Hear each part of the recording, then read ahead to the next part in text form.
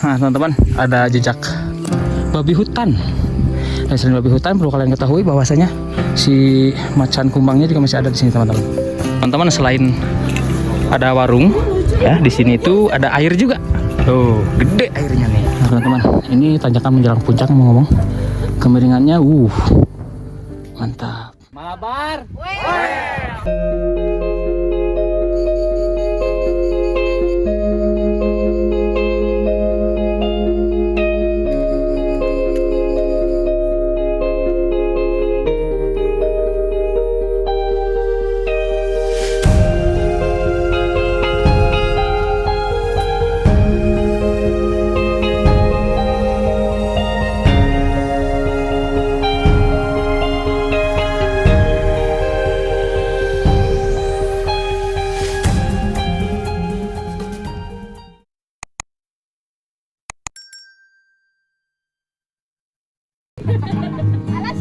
Assalamualaikum warahmatullahi wabarakatuh. Bertemu lagi dengan saya Zanakalana. Kali ini saya mau mengajak kalian untuk mendaki puncak besar Gunung Malabar, sebuah puncak gunung yang masuk ke dalam jajaran 7 puncak gunung tertinggi di Jawa Barat, atau yang lebih dikenal dengan sebutan Seven Summit Jawa Barat. Selain dikenal karena masuk ke dalam daftar Seven Summit Jawa Barat, gunung ini juga dikenal sebagai gunung dengan habitat satwanya yang masih terjaga. Salah satu yang menjadi sorotan adalah habitat macannya. Banyak warga sekitar yang biasa beraktivitas di kawasan hutan tersebut mengaku pernah melihat aktivitas macan di sekitaran area hutan. Selain itu, kabarnya beberapa pendaki yang melakukan pendakian ke gunung ini pun banyak yang sempat merasakan kehadirannya. Mulai dari yang hanya sekedar mendengar suaranya, menemukan jejaknya, hingga yang melihat langsung wujudnya. Oleh karena itu, saya tidak akan menyarankan kalian untuk melakukan camping atau bermalam ketika mendaki puncak besar ini. Jika kalian ingin mendaki gunung ini, lebih baik tektokan saja, karena selain berbahaya, estimasi waktu tempuhnya pun bisa dibilang cukup singkat dan masih sangat memungkinkan untuk ditempuh dengan cara tektokan. Gunung Malabar ini merupakan sebuah komplek pegunungan yang memiliki banyak puncak, dan kali ini kami akan menuju ke puncak tertingginya yang bernama Puncak Besar. Sementara untuk jalur pendakiannya, kami memilih jalur pendakian via Kampung Cinyeruan yang berada di daerah Pangalengan, Kabupaten Bandung, Jawa Barat. Untuk biaya simaksinya, para pendaki di sini akan dikenakan tarif sebesar Rp10.000 per orang dan Rp5.000 untuk parkir kendaraannya. Untuk link koordinat lokasi base campnya seperti biasa, saya sertakan di kolom deskripsi. Malabar.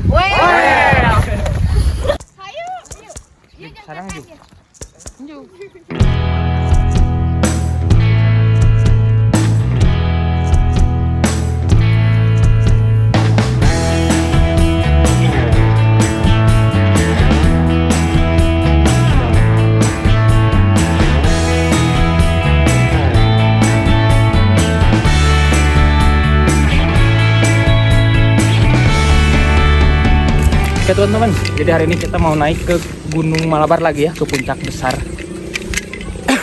Terakhir saya kesini di tahun yang lalu teman-teman, berdua sama si Jarwo. Sekarang banyakan, ada berapa orang nih? 10 ada kayaknya rombongan kita sekarang. Nah ini sekarang saya bawa bocil tanpa emaknya.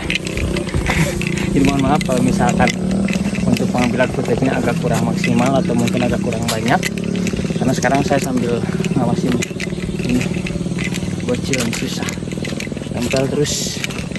Jadi itu teman-teman, tentang kita mulai dari jam 9 lebih 10 menit pagi ya, dan misalnya kita tektok ya, nggak ngecamp sekarang. Jadi kita sampai puncak, istirahat bentar, langsung turun lagi kayak gitu. Oke, terus.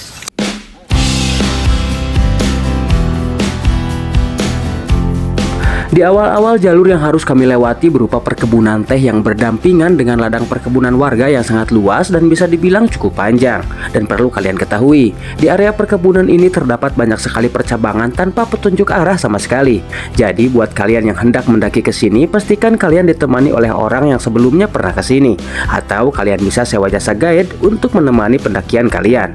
Akan tetapi jika kalian ingin tetap memaksa untuk mendaki gunung ini tanpa ditemani guide atau orang yang pernah ke sini sebelumnya, pastikan kalian memulai pendakian di pagi hari ketika para petani sudah atau masih melakukan aktivitasnya di ladang mereka, agar kalian bisa bertanya perihal jalur yang benar untuk menuju puncak.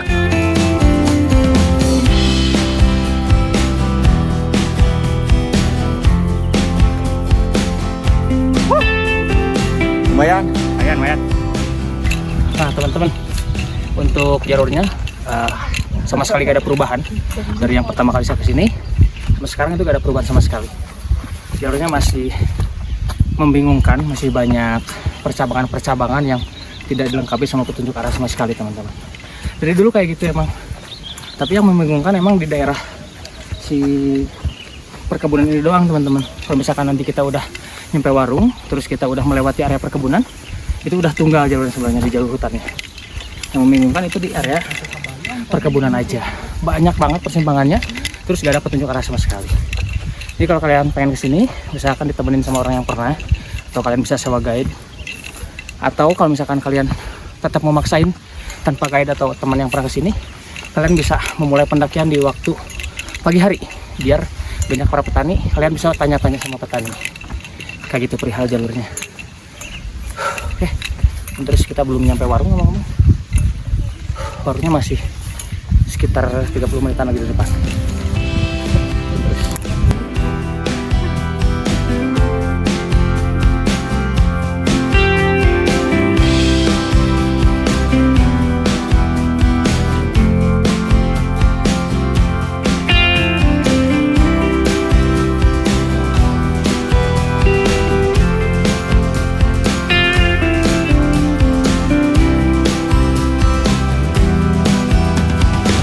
Teman-teman, ini ada persimpangan lagi nih, lagi-lagi persimpangan. Loh, kita dari sana jalur ini ke sana juga ada. Sebenarnya ke sini juga bisa, cuman ya gimana ya, jalurnya banyak sih teman-teman buat menuju ke puncak besar itu. Tapi ya saya biasanya lewat sini sih, lewat jalur yang saya pakai sekarang, nggak lewat sana. Ke sana juga bisa sebenarnya. Jadi ya gitulah, bingung, banyak persimpangan. Sebelum ini juga tadi banyak kita nemui persimpangan di bawah. Nah teman-teman, di sini dibagi dua lagi jalurnya. Ke sini ke arah kiri, sama ke sana itu ke arah kanan itu juga ada jalurnya. Sama teman-teman, nanti ketemu juga di atas. Kayak gitu, ini sama aja jalurnya untuk ini. Ke kiri apa ke kanan itu persimpangannya ada di sana tuh. Pas ujung kebun teh. Ujung kebun teh kesininya udah nggak ada lagi teh. Adanya ini nih, kentang-kentang kayak gini. Ini ada dua jalur ke kanan sama ke kiri ke sini. Ya iya kentang ya. Nah, itu kentang. Ayah. Mana tuh? Aku digali itu kamu. Ini kali dicoplokan. Tuh, ini sama aja teman-teman. Kalian mau ke sini boleh, mau ke kanan ke sana juga boleh. Nanti ketemunya di warung di sana. Kayak gitu, oke? Bingung sih teman-teman kalau misalkan kalian maksain ke sini tanpa ditemenin sama guide atau ya minimal ada orang yang pernah ke sini sebelumnya, itu bakalan bingung. Takutnya kalau pas kalian ke sini, kalian gak ditemenin guide, gak ditemenin sama orang yang pernah ke sini juga, terus petani juga nggak ada, nantinya kalian bingung juga. Ambil jalurnya kemana.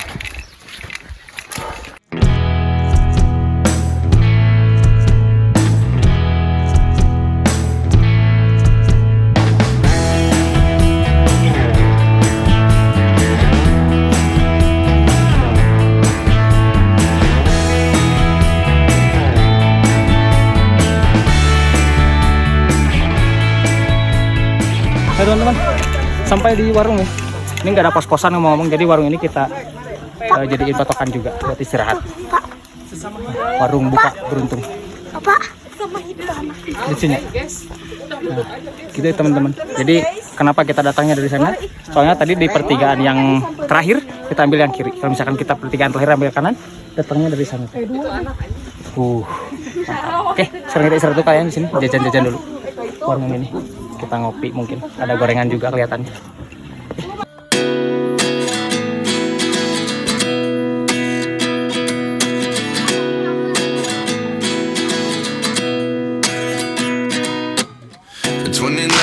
Find myself wondering what did happen to the last 10. I ran away with my life, fast forward, never turn back again. Teman-teman, selain ada warung ya, di sini tuh ada air juga. Tuh, gede airnya. Kalau misalkan kalian pengen isi ulang air atau mungkin pengen cuci muka, itu bisa. Dulu sih ini toilet teman-teman, sekarang udah rusak kayaknya, udah nggak bisa dipakai lagi untuk toiletnya. Jadi ya tinggal air bersihnya aja. Kalau dulu ini terakhir saya kesini masih ada, masih bagus toilet. Sekarang udah enggak.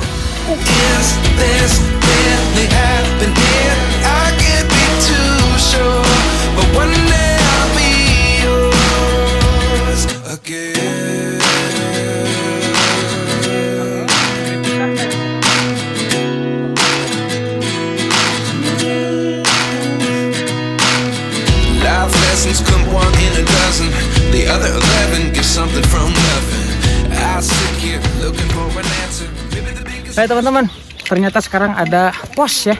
Ini sedikit dari warung tadi terakhir, sedikit banget. Kira-kira sekitar di bawah 100 meter kita udah sampai di pos 1 itu. Berarti estimasi dari base camp sampai ke sini itu di 1 jaman pos 1 ya. Posisinya di sedikit di atas warung yang tadi kita istirahat teman-teman. Gak tahu saya kalau sekarang ada pos kayak gini. Dulu nggak ada, belum ada. Gak tahu sekarang pos 2, pos 3-nya ada apa enggak, atau cuma pos 1 doang. Kita lihat aja. Oke, terus yang lain udah pada di depan.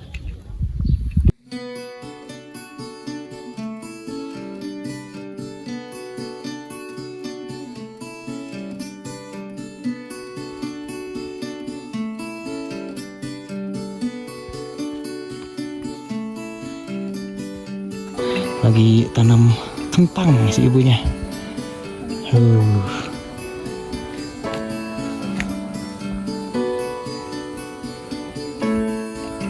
Setelah cukup beristirahat di warung dekat pos 1 tadi, kami pun kembali bergegas untuk melanjutkan perjalanan. Jalur yang harus kami lewati di sini masih berupa ladang perkebunan warga. Hingga beberapa saat kemudian kami pun sampai pada sebuah perbatasan antara ladang perkebunan warga dan area hutan yang ditandai dengan sebuah pagar yang terbuat dari kayu.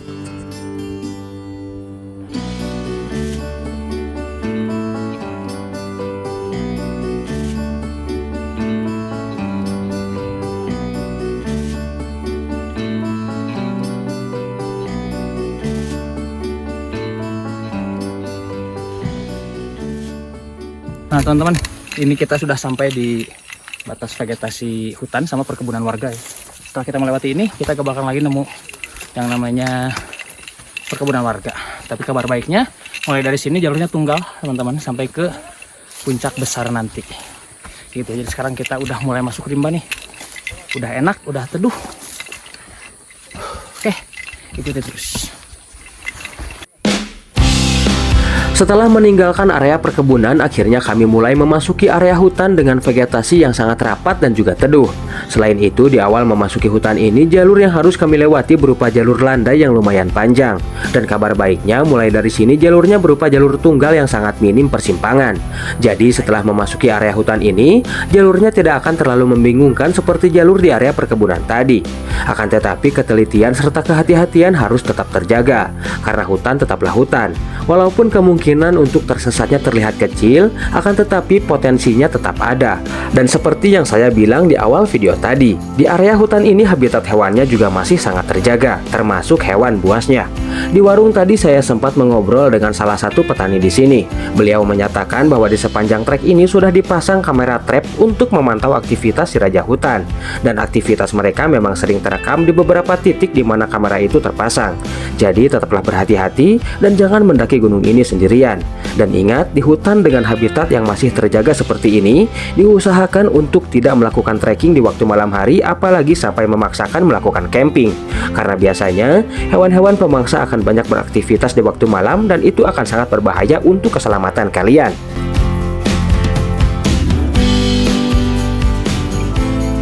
Sampai di pos 3 tiba-tiba. Kita nggak tahu pos 2-nya di mana, nggak tahu emang nggak ada atau mungkin kelewat. Kitanya nggak ngeh kalau misalkan ada pos 2. Pokoknya ini pos 3. Estimasi dari warung atau pos 1 tadi teman-teman sampai ke pos 3 ini di 45 menitan. Jaraknya 1,9 km teman-teman, hampir 2 kilo ya.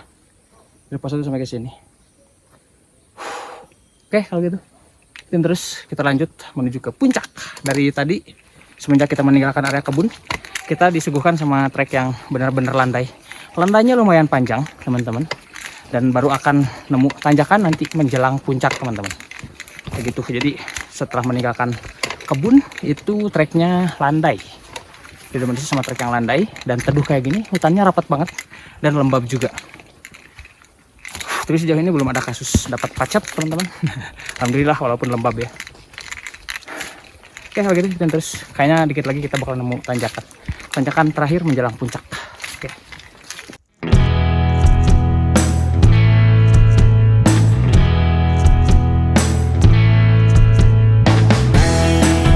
Setelah melewati pos 3, jalur yang harus kami lewati secara perlahan mulai berubah, di mana kali ini kami mulai dihadapkan dengan tanjakan-tanjakan yang tingkat kemiringannya terus meningkat seiring dengan langkah kami yang semakin naik ke atas.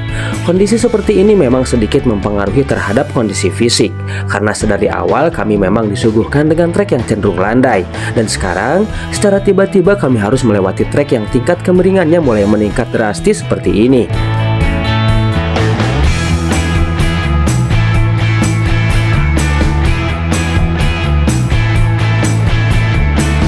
Teman-teman, ini tanjakan menjelang puncak ngomong-ngomong. Kemiringannya mantap. Alhamdulillah bocil masih aman. Nah, belum ngeluh deh.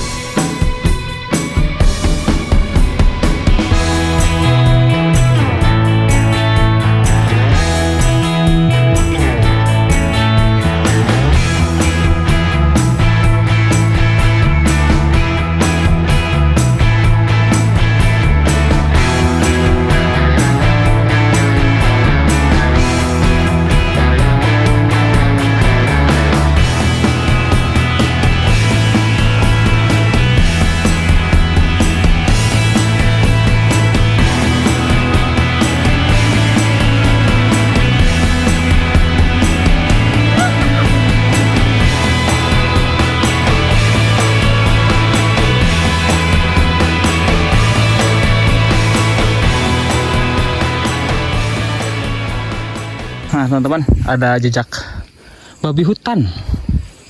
Ini biasanya mereka gali-gali tanah kayak gini buat nyari makanan. Makanya cacing ngomong-ngomong. Berarti di sini habitat babi hutannya masih ada. Dan selain babi hutan, perlu kalian ketahui bahwasanya si macan kumbangnya juga masih ada di sini teman-teman. Jadi perlu diperhatikan kalau kalian pengen main ke sini. Puncaknya dikit lagi. Ke arah sana. Oke. Terus semakin berjalan ke atas, jalur yang harus kami lewati semakin terasa berat saja. Kondisi tanah lembab yang licin dengan kemiringan tanjakan yang sangat vertikal benar-benar membuat kami kewalahan. Dan sialnya, jalur seperti ini akan terus berlangsung dan tidak akan berakhir sebelum kami sampai ke puncak nanti.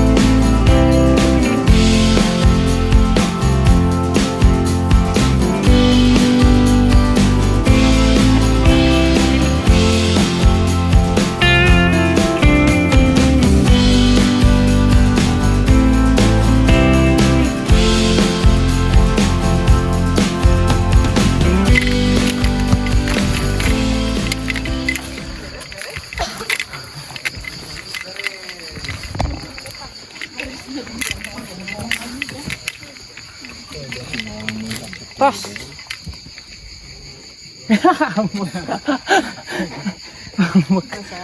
Sampai teman-teman puncak besar Gunung Malabar, tinggian 2343 mdpl. Estimasi dari pos 3 tadi di bawah sampai ke sini itu di 45 menit, jaraknya 1,6 km. Berarti kalau misalkan kita hitung total dari base camp sampai sini itu di 2,5 jam kurang lebih. Jaraknya sekitar 6 kiloan teman-teman. Total dari base camp sampai ke sini. Dan kayaknya di sini kita istirahat dulu teman-teman. Kita makan, sholat zuhur. Habis itu baru lanjut turun. Cuaca alhamdulillah cerah, gak ada tanda-tanda hujan kayaknya, mudah-mudahan aja. Oke, 2000 mdpl pertama. Bocil ngelain mamanya. Tuh, ikutin terus teman-teman.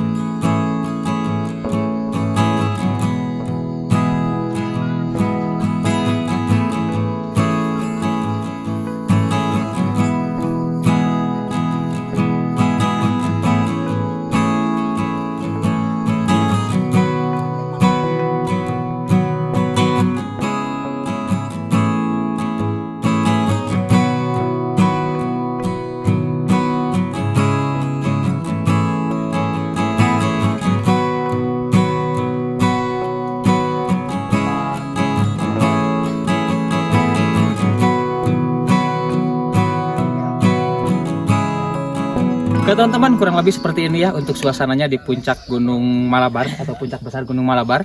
Di sini memang tidak ada view, terus isi lokasinya juga nggak terlalu luas, tapi ya cukuplah untuk sekedar beristirahat teman-teman. Kayak gitu, dan mungkin untuk video kali ini menuju ke puncak besar Gunung Malabar akan saya akhiri di sini. Terima kasih saya ucapkan untuk semua orang yang terlibat dalam pendakian kali ini, dan tidak lupa juga saya ucapkan terima kasih untuk semua orang yang sudah menonton video ini sampai habis. Dan buat kalian yang baru bergabung, apabila kalian suka dengan konten-konten seperti ini, silahkan diklik dulu aja tombol subscribe-nya. Nyalakan juga lonceng notifikasinya agar kalian tidak ketinggalan video-video terbaru dari channel ini nantinya. Dan akhir kata dari saya seperti biasa, jangan pernah menyerah ketika kau lelah, jangan pernah mengeluh seterjal apapun jalanannya kau tempuh, karena sesungguhnya di balik semua perjuanganmu yang keras ada keindahan yang sudah menunggumu di atas. Salam sejahtera, salam rimba, Zana Kelana.